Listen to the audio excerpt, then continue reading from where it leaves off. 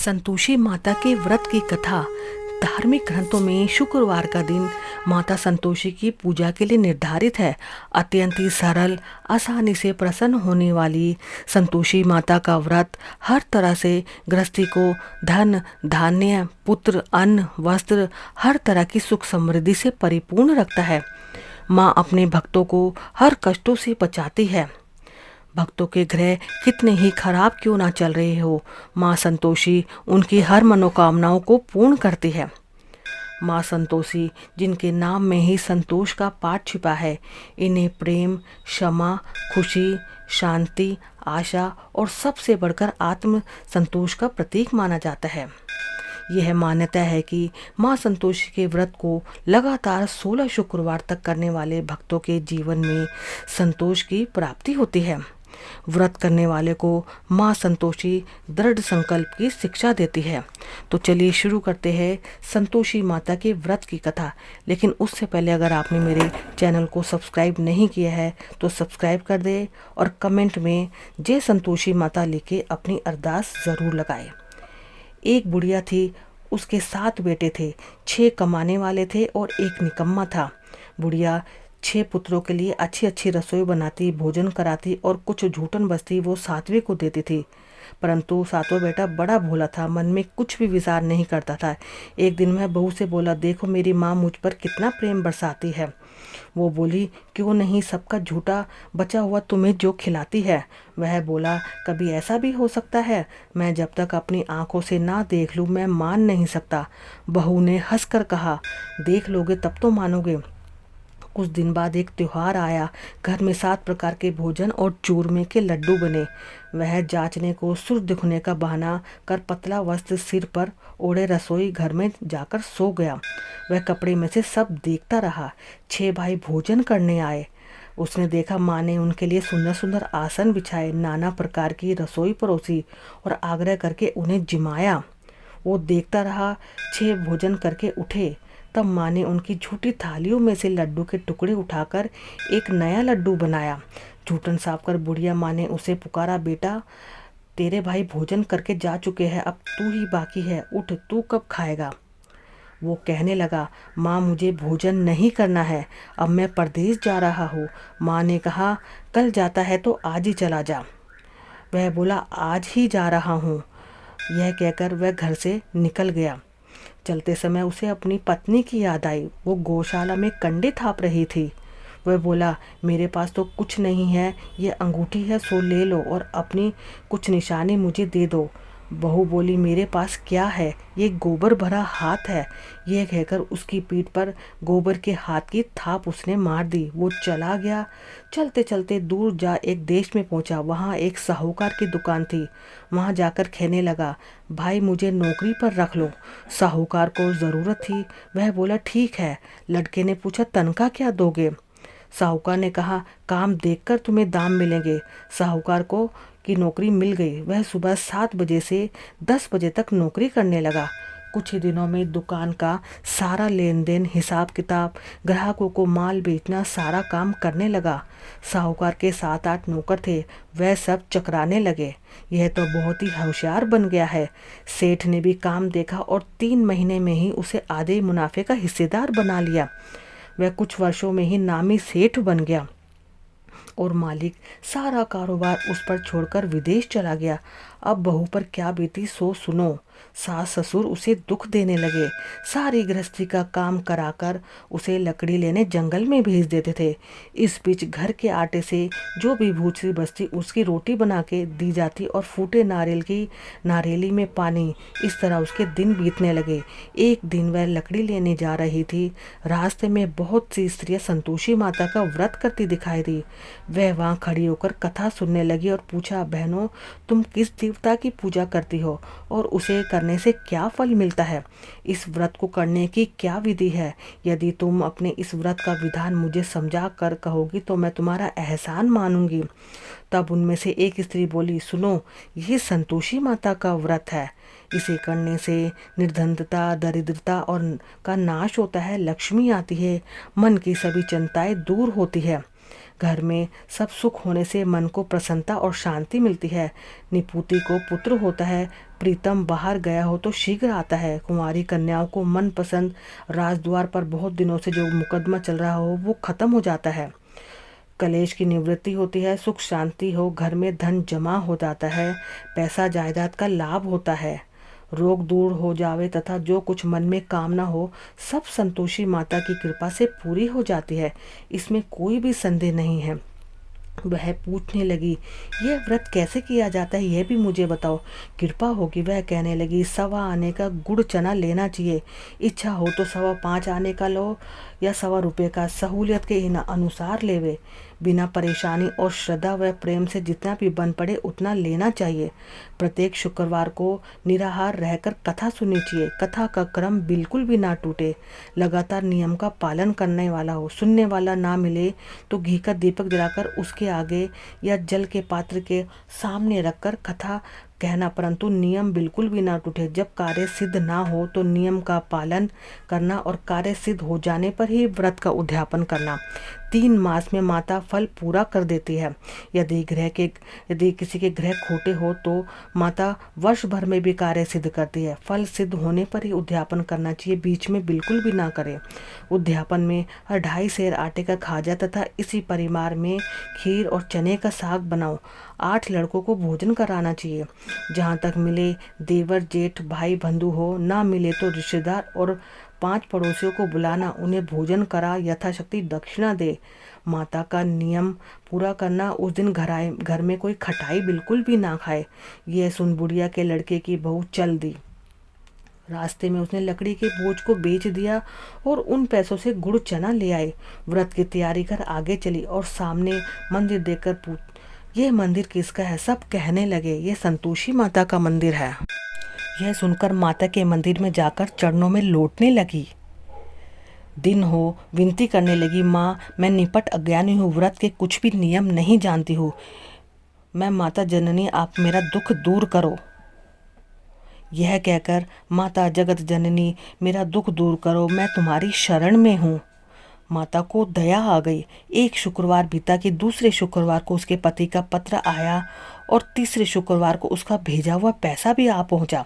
यह देखकर जेठ जिठानी मुंह सिकोड़ने लगे, इतने दिनों में इतना पैसा आया, इसमें क्या बड़ाई।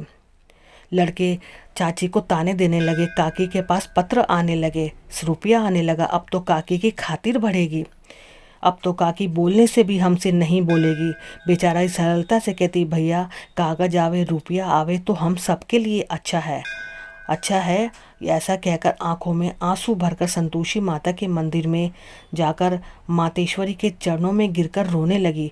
माँ मैंने तुमसे पैसा कम मांगा था, मुझे पैसे से क्या काम, मुझे तो अपने सुहाग से काम है, मैं तो अपने स्वामी के दर्शन मांगती हूँ। तब माता ने प्रसन्न होकर कहा, जा बेटा तेरा स्वामी आ जाएगा। यह सुनकर खुशी से बावली होकर घर जाकर काम करने लगी। अब संतोषी माता विचार करने लगी कि मैंने भोली भाली पुत्री को कह तो दिया कि तेरा पति आएगा, लेकिन वो तो इसे सपने में भी याद नहीं करता, उसे याद दिलाने मुझे ही जाना पड़ेगा। इस तरह माता उस बुढ़िया के बेटे के पास जा सपने में प्रकट होकर कहने लगी, साहूकार के बेटे सो रहा है या जागता है? वह कहने लगा, माता मैं सोता भी नहीं हूँ जागता भी नहीं हूँ, कहो क्या आज्ञा है। माँ कहने लगी, बेटा तेरे घर बार कुछ है या नहीं?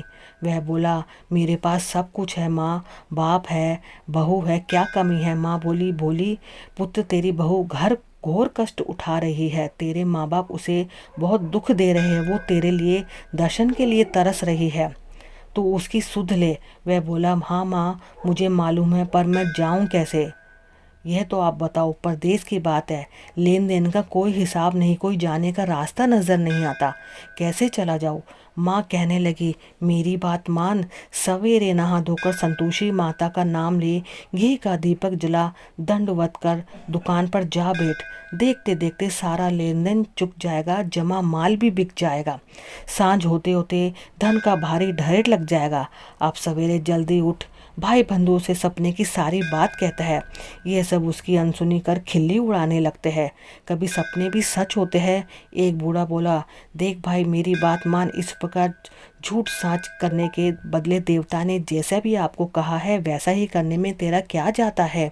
अब बूढ़े की बात मानकर वो नहा धोकर संतोषी माता को दंडवत कर घी का दीपक जला दुकान पर जाकर बैठ जाता है। थोड़ी ही देर में क्या देखता है कि देने वाले रुपया लाने लगे और लेने वाले हिसाब लेने लगे। कोठे में भरे सामान का खरीदार नकद दाम दे सौदा करने लगे। शाम तक धन का भारी ढेर लग गया। मन में माता का नाम ले चमत्कार देख प्रसन्न हो घर ले जाने के वास्ते उसने गहना कपड़ा सामान सब कुछ खरीदने लगा। यह काम से निपटकर तुरंत घर को वह रवाना हो गया। बहू बेचारी जंगल में लकड़ी लेने जाती, लौटते वक्त माताजी के मंदिर में विश्राम करती थी। वह तो उसके प्रतिदिन रुकने का जो स्थान ठहरा। धूल उड़ती देख वह माता से पूछती है, हे माता आज ये धूल कैसी उड़ रही है।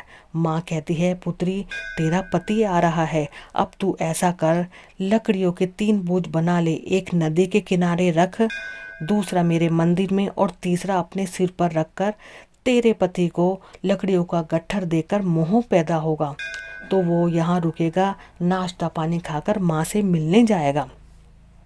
अब तू लकड़ियों का बोझ उठाकर जाना और चौक पे गट्ठर डालकर जोर से आवाजें लगाना, सासू जी लकड़ियों का गट्ठर लो, भूसे की रोटी दो, नारियल के खोपड़े में पानी दो, आज मेहमान कौन आया है।